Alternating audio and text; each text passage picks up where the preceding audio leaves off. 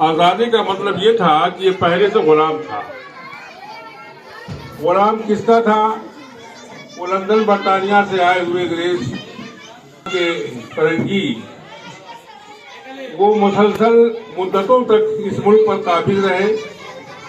تجارت کی لائن سے آئے تھے. ایسٹ انڈیا کمپنی ان کی کمپنی کا نام ہے. اور ان کو ہندوستان پر قبضہ کیے ہوئے مستقل ایک لمبا عرصہ گزر گیا تھا. اور ان کا ٹارگیٹ، ان کا نشانہ اہل اسلام مسلمان تھے. کیوں تھے؟ اس لیے کہ ان سے پہلے یہاں پر جو حکومت رہی ہے وہ مسلمانوں کی رہی ہے. 800 900 950 یا تقریباً 1000 برس تک یہاں مسلمان بہت کر و فر کے ساتھ حاکم بن کر کے رہے اور بہت ہی بے مثال حکومت کا نمونہ پیش کیا. اب وہ جب وہ ظفر مغلیہ بادشاہ کے آخری بادشاہ تھے، انہیں کو انہوں نے زیر کیا، ان کو اپنے سے تسلط کیا اور ان کو انہوں نے قید بند کیا. رنگون میں وہ مقید رہے اور اس طور پر بہرحال ایک بہت لمبی تاریخ ہے. تو وہیں سے انہوں نے اپنا قبضہ جمانا شروع کیا. اب اس کے بعد کیونکہ ان کا ہدف، ان کا ٹارگیٹ، ان کا نشانہ مسلمان تھے، اس لیے سب سے زیادہ اہل اسلام کو، علماء کو، مدارس کو بڑی فکر سوار ہوئی کہ ان کو یہ ملک بدر کیا جائے. لڑائی تو مشترکہ لڑی گئی ہے، لیکن سچائی یہ ہے کہ قائدانہ رول جو ہے صرف مسلمانوں کا تھا اور مسلمانوں میں علماء کا تھا. 1857 نہیں بلکہ 1799 جیسا کہ دیا مولانا اشرف بدری صاحب نے اپنے مضمون میں کہ جب ٹیپو بادشاہ کو، سلطان کو شہید کیا گیا اور ان کی خون میں لتڑی ہوئی لاش کے اوپر ایک انگریز فوجی کھڑا ہو کر کے کہتا ہے کہ آج سے ملک ہمارا. ٹیپو سلطان بہت زبردست حاکم تھے مسلمانوں کے اور نہایت دیندار، نہایت متقی مسلمان تھے. وہ آج سے ملک ہمارا ہے اور ملک ہمارا ہے، خلق مخلوق کی، خلق اللہ کی مخلوق ملک ہمارا. اس طور پر چلتا رہا. مسلمان اور دیگر اہل وطن، برادران وطن ظلم و ستم کی چکی میں پھستے رہے. پھر وہ دور آیا 1308 غالباً جو تاریخ دی ہوئی ہے. حضرت شاہ عبدالعزیز صاحب رحمۃ اللہ علیہ اس پورے ملک پر خانوادہ ولی اللہ کا بیان ہے. شاہ دہلوی کا نام آپ نے سنا ہوگا، بہت بڑے عالم، خدا رسیدہ بزرگ اور بہت بڑے محدث کا نام ہے یہ. اور انہی کے دبستان، انہی کے مکاتب فکر کی ترویج کے لیے علماء دیوبند آگے بڑھے. آج جو دیوبندی کہے جاتے ہیں یہ حقیقتاً فکر ولی اللہ کا نام ہے. آپ سمجھیے اس کو.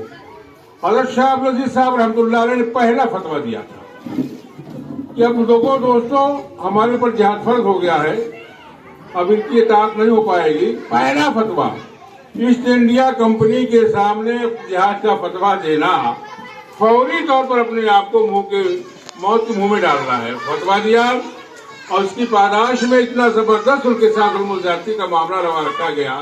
ان کو مارا گیا، پیٹا گیا، قید میں رکھا گیا، زہر دیا گیا، ان کی بینائی جاتی رہی، ان کو شہر بدل کر دیا گیا. کیا کیا ہوا نہیں، لیکن وہ اپنے پروگرام سے، اپنے مشن سے ایک سیکنڈ بھی پیچھے نہیں ہٹے. اور اس کے بعد اپنے انتقال سے پہلے اپنے دو روحانی شاگرد مولانا سید احمد شہید رحمۃ اللہ علیہ اور مولانا اسماعیل شہید رحمۃ اللہ علیہ، ان دونوں کو تیار کیا. یہ جاتے رہے گاؤں گاؤں، گھر گھر، سب کو بیدار کرتے کہ جہاد فرض ہو گیا ہے. اب اسی سلسلے کو آگے بڑھاتے ہوئے علماء دیوبند کا سلسلہ کے قائم ہوتا ہے. اس سرزمین پر علماء دیوبند کا اتنا بڑا احسان ہے اس کو ہم بیان نہیں کرتے. قدم قدم پہ میں کہا کرتا ہوں اگر زمین کو کھودیے تو کسی عالم دین کا پھول نکلے گا. مولانا محمد علی جو لکھتے ہیں، محمد میاں صاحب، کہ جس وقت گاندھی ہندوستان کی آزادی کے لیے افریقہ کے جنگلوں میں اپواس کر رہے تھے، روزہ رکھ رہے تھے، مرن برت رکھ رہے تھے، اس وقت 55,000 علماء شہید ہو چکے تھے. 55,000 علماء شہید ہو چکے تھے. اب سوچئے آپ، ابھی ایک بچہ تقریر کر رہا تھا یہاں سے وہاں تک، وہاں سے یہاں تک، جتنے درخت سے سب مسلمان علماء کی لاٹھی تھی۔ یہ آج کا دن اس لیے منایا جاتا ہے مدارس کے اندر، آپ کو بتانے کے لیے اس کے اصل مستحق ہم ہیں، قربانی ہمارے علماء نے دی ہے، اس ملک کو بنانے کے لیے علماء ڈار پر چڑھائے گئے ہیں، قید و بند میں مبتلا کیے گئے ہیں طرح طرح کی ظلم زیادتی سے۔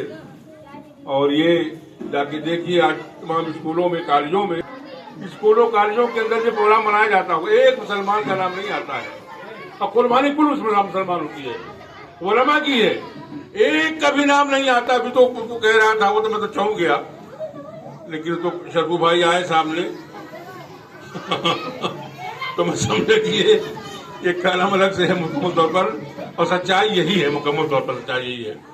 اس لیے ابھی دیکھا ہم نے دارالعلوم دیوبند میں جیسے ادارے میں، جبکہ وہاں کی روایت نہیں تھی، لیکن 2-3 دن پہلے سے ریلیاں نکل رہی وہاں پر، ترنگا ریلی جو ہے اس میں مولانا ابوالقاسم نعمانی جو مفتی ہے، مفتی محتم ہے، وہ قیادت بھی کر رہے ہیں، نصیحتیں بھی کر رہے ہیں، اور اپنا پیغام بھی جاری کر رہے ہیں ملک کے نام کہ ہمارے اکابر نے چونکہ ملک کو آزاد کرایا ہے، اس لیے پورا حق ہم کو پہنچتا ہے کہ ہم جشن منائیں۔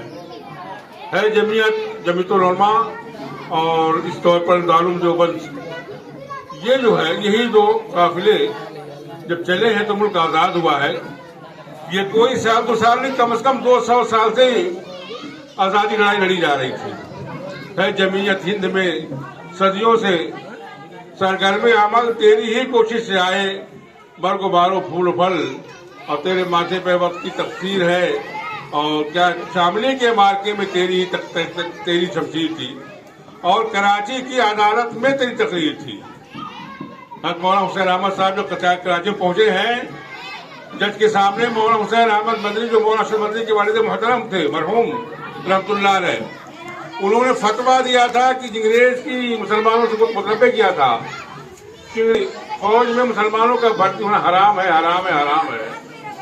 جج کے سامنے بلایا گیا، مولانا محمد علی صاحب بھی ہے، جواہر علی صاحب بھی ہے، اور جتنے لوگ تھے اس سرکردہ لوگ آزادی کے سب موجود ہیں، اور سب جان رہے ہیں کہ آج جو ہے حضرت مولانا مدنی رحمۃ اللہ علیہ خیر نہیں، لیکن نہیں، وہ کفن کا کپڑا سر پر لپیٹ گئے تھے۔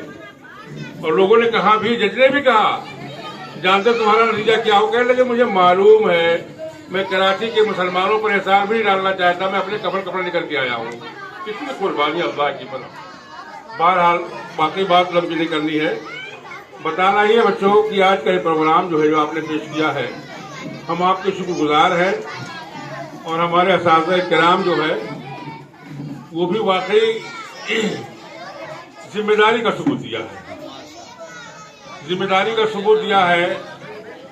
اور ہمارے پردھان جی ہے، مولانا عبدالعزیز صاحب ہیں، حافظ مسعود صاحب ہیں، سبھی مسلسل جو بچوں کو جگاتے رہے اور ان کو پروگرام کی تیاری کراتے رہے۔